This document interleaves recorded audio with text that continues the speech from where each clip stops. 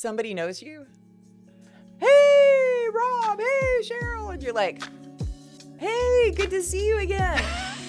Like I'm thinking, who is this? Oh my gosh.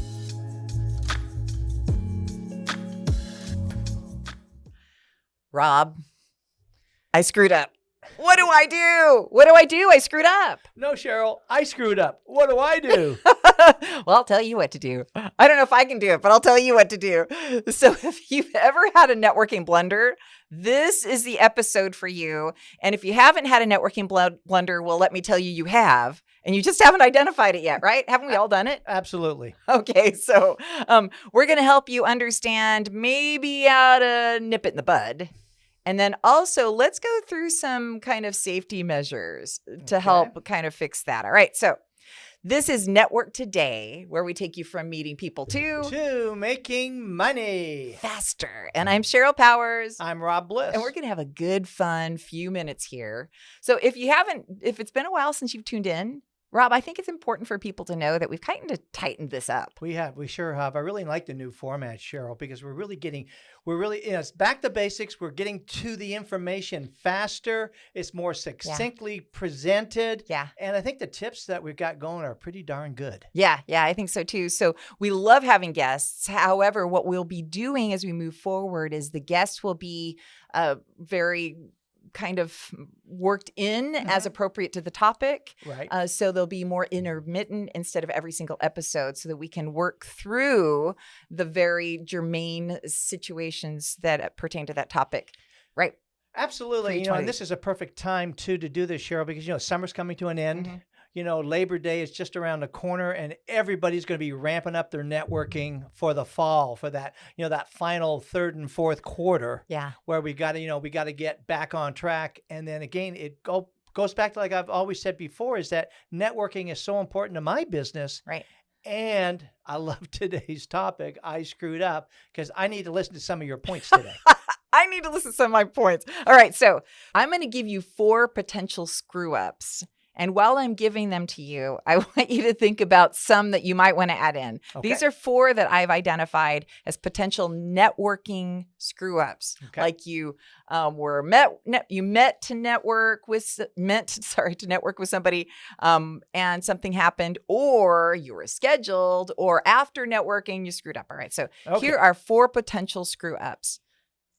You blew off a one-on-one. Has that happened? Guilty.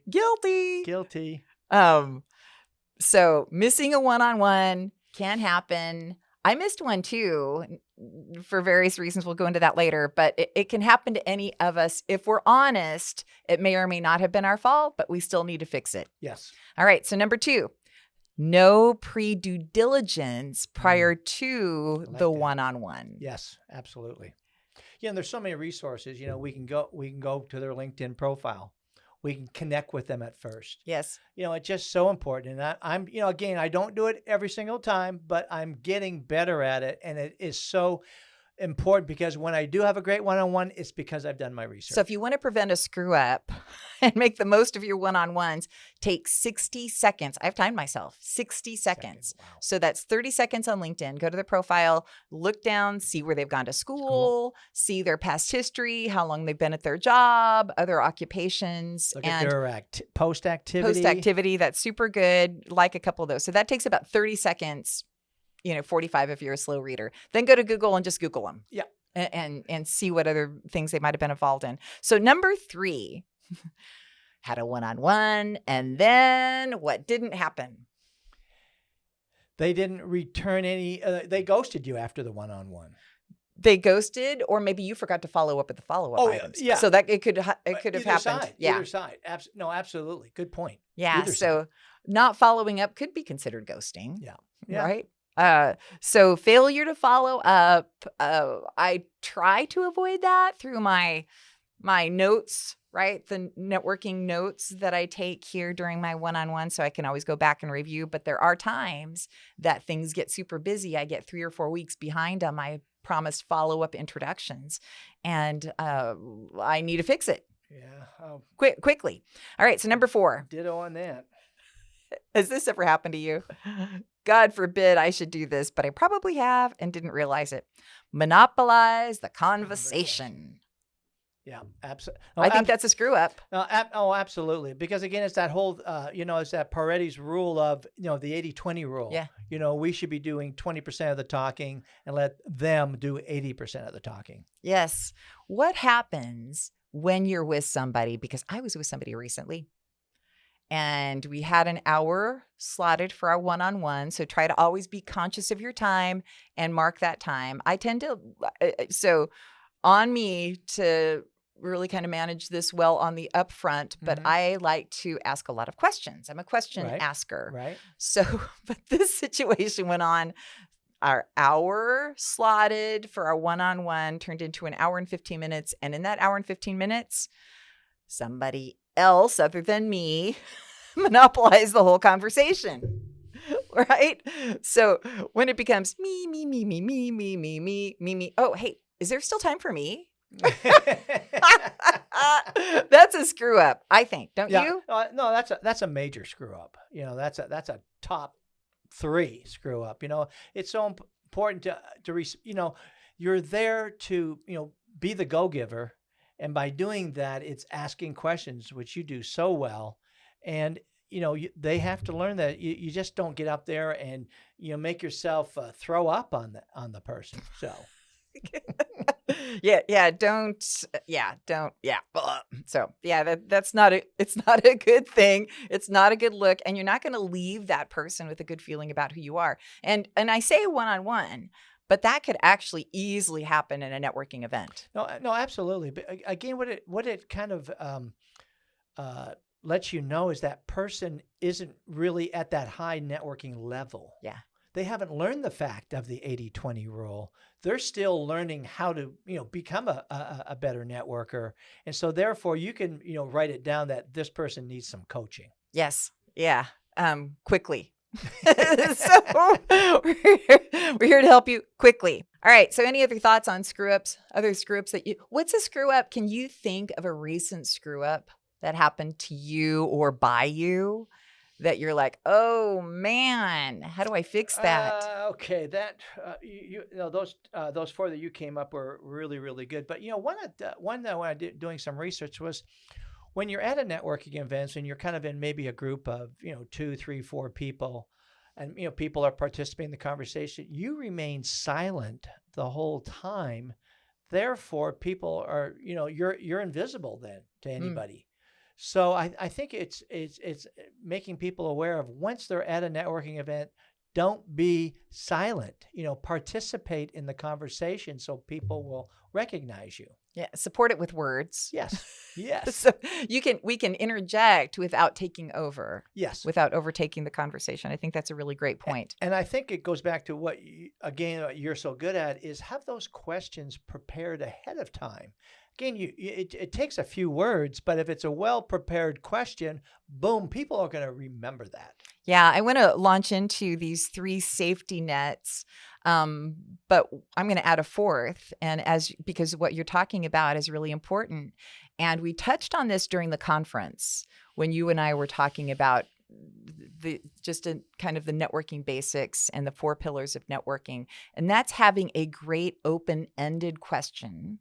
Yes. And the one I had heard recently that I made my own, sorry, I plagiarized, but it was, how does what you do help others? Yes. How does what you do help others? So if you're writing that down, well, write it down. How does what you do, pull your pen out, write it down on a piece of paper. How does what you do help others? That's has anybody ever asked you that question? No. Not at all. I mean, the most common question I get is, what do you do for a living? I hate that. I know. A sharp object in the eye, please. So I'm going to ask you this. So this allows you to see how this works in a real life situation.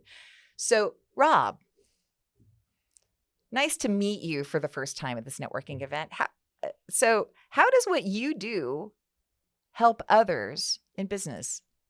Well, that's a great question, Cheryl. And what we do here at Purple Cow Branding is that we help small business owners who have a very small budget. We help them through our DIY programs, help them put a brand together that will help them stand out in the crowd. Okay, so you can see how easy that was, right? But that allows then a perpetuation of the conversation instead of what do you do? What do you do? Here's my business card. Bye-bye. So I think a networking blunder is kind of demonstrating that I don't really care enough to think about you. Yeah. Absolutely. Yeah.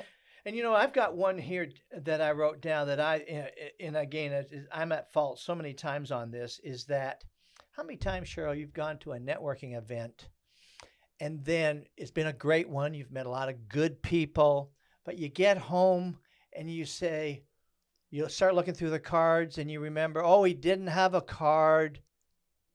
Who was that person? Didn't I meet somebody and I don't have a card for them? And it's like we don't keep good records. Mm-hmm. And I think that's a big blunder. I'm pretty darn good at it, but it's like everyone, it's that one person that truly was going to be a great connection. Yeah. Now, I'm going to say that it goes both ways, because if you both had a conversation saying, hey, we need to follow up, let's schedule a one-on-one, and neither one of you did, right? Then you could use the blame game and say, well, hey, the phone works both ways, right? So your dialing finger's not broke.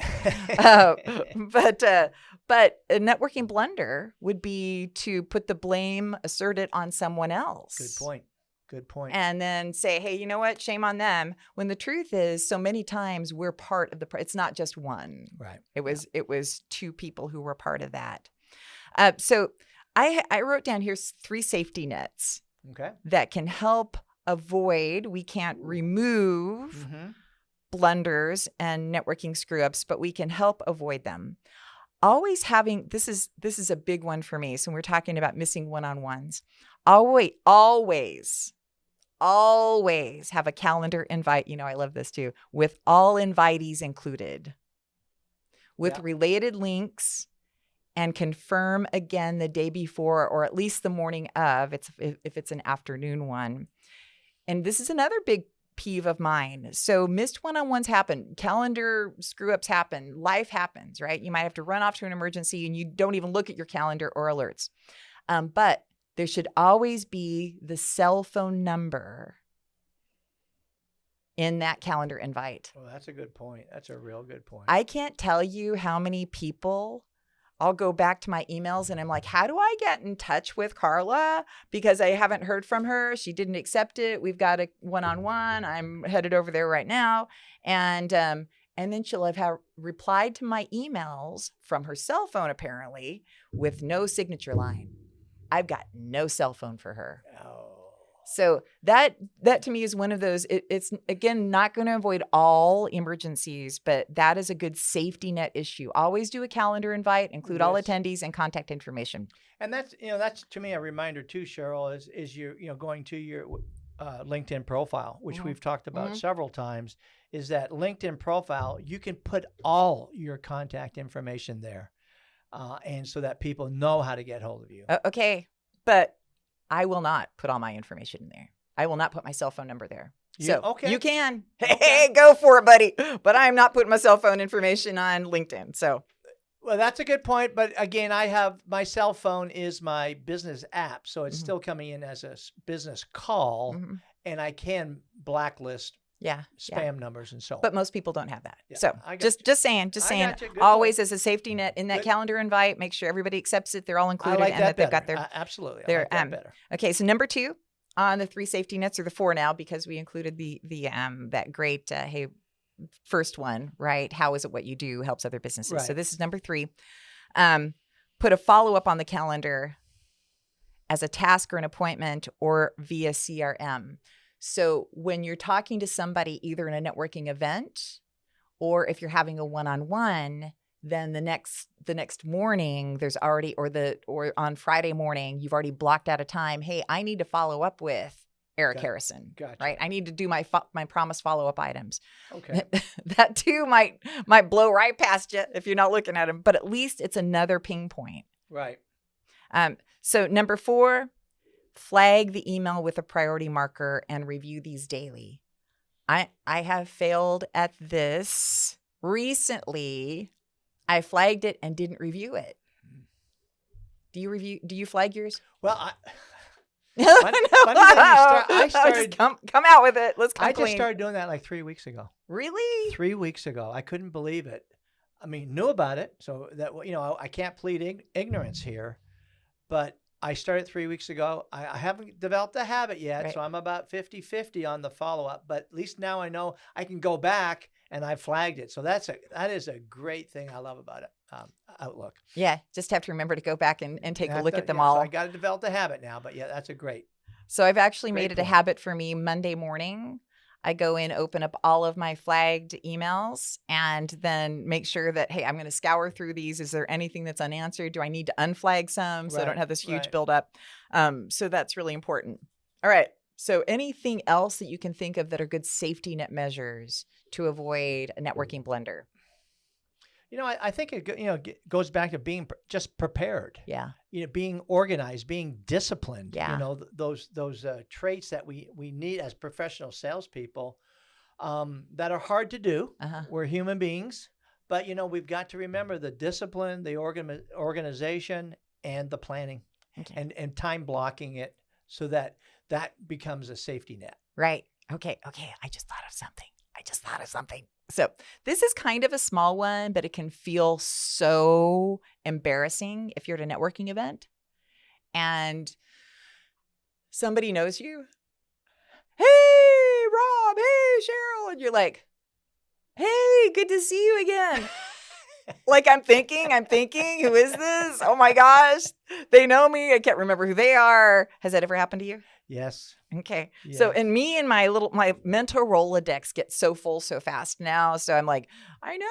Hey, and so here's just a little trick or tip for me if that happens. Again, it's not a huge blunder. Just, hey, if all else fails, say, hey, I know we met before. You've got to refresh me on your name, right? But here's what I say. Hey, now we're connected on LinkedIn, right? So how do I give me the spelling of your name again? I don't have to say, what's your name? Because I can't remember you. So that's been a really good, they probably pick up on, yeah, she doesn't remember who I am. But at least it allows me. That's good. My little trick is, Okay.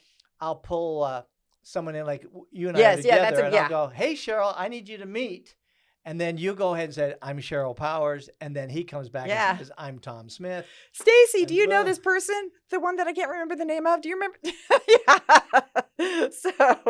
So those are good tips and tricks, hopefully safety nets. Yes. To help avoid a networking snafu. So, all right. How to fix it. If you've had, I'm going to give you a real case study of something that's happened to me. And I'm not sure how to handle this. So I had somebody forget a one-on-one. And then, so that happens. I was a little annoyed, but that's all right. I got over it. We rescheduled another one. That one was a no-show too. So you looking like, Cheryl, was that me? Like, no, I'm pretty good. I'm bad on the first one, but second one, no. So, first one, I'm bad. Well, make sure that your signature line, did you put it on your cell phone response email address? Yes. Like when you respond to an email, now your signature line's on there because it wasn't there for a while, right? No. Oh, yeah. Well, good point. I haven't checked it. Okay, double check it. Make sure your cell phone's on there. Yeah. So that if nothing else, somebody's got your cell phone and can say, hey, Rob, I'm over here waiting for you. But anyway, so this happened. They didn't make it the first time. Then it was another missed scheduling the second time. I'm not really sure exactly what happened. Now we still swim in the same circles and say hi to one another, but I'm afraid that they're afraid of me. I'm wondering if I've made them afraid of me. Like, what would you do in this situation? Because I like this person. Right. Well, I think if it's somebody that you want to have in your networking community, I think I would just go up to them and say, hey, I think we got our wires crossed. 1, 2, is there something here that went wrong or something I did? I forgot something, what was the wrong day? Whatever. Okay. I think it's just a straight confrontation. Okay. And I'm trying to get a lot better at that. Okay. From that. So I think it's just total authenticity. Boom. Okay. All right. So duly noted. That's what I'll do. So here are some fixers. How to fix it. Okay. Just pick up the phone and make a call. Hello. My name is Cheryl and I screwed up. How about that? I absolutely blew it. I'm buying lunch. Yeah. Right. So that's for me. That's what I do. Number 2, reschedule as quickly as possible. Yeah. Is that what you do? What do you do? Yeah, get it on the books right away. Yeah. And then I make it a priority. Like it's all in red, all bold. I might put it on there so I get multiple pings, right? Yeah. Then thirdly, and I'm working on getting better at this, but do you ever get a handwritten thank you note or a, hey, oops, I screwed up note have you ever gotten that? I've gotten thank you notes, but not a oops, I screwed up note. Okay. Yeah. I think that would be I think I might just have a whole oops, I screwed up thank you note. Yeah, I think that's, I think we could probably develop a product there, Cheryl. And yes. Put that on the website. Yes. Oops, I screwed up. I'll put the first order in. Yes. So hopefully this has been helpful. Screw ups happen all the time. Yeah. Don't let it hamper your business, especially because if you've screwed up and you leave it kind of unchecked, it's festering, then it's just going to make that whole situation awkward as you move into other circles. I mean, that's so true. I mean, it's kind of like in the customer service business when you screw up for a customer, when you can attack it right away and come clean with the customer. Yep. We screwed up, Mr. Customer, and then give that white glove service after. They respect you more now than before. Yes. So I think what you're saying there is very, very, very important. Yeah, absolutely. I've got a great link we're not going to go through, but we'll make sure that we include it down in the comment section below here on YouTube. So if you haven't already, if you're listening to this and you're like, why do I need to do this? Please go to YouTube because we launched the channel pretty recently. We need to build it. Share, like, subscribe. Yes. Right? So it's Network Today Podcast on YouTube. So find that, please. Share, like, subscribe, and we will love you long time. Yes. Long time. Long time. Yeah. It's so super important. We've got some big announcements coming up, so we want you to stay tuned. And please let us know. You know where to find us. Rob Bliss as in Happiness Is. Yes. On LinkedIn. Cheryl Powers as in Austin on LinkedIn. And let us know other topics that you might like to hear us talk on, right? So we're going to see you soon. Absolutely. So, my friend. All right. Enjoyed our visit today on Oops, I Screwed Up. Oops, I screwed up. That's right. Network Today, where we take you from meeting people to making money faster. All right. See you next week.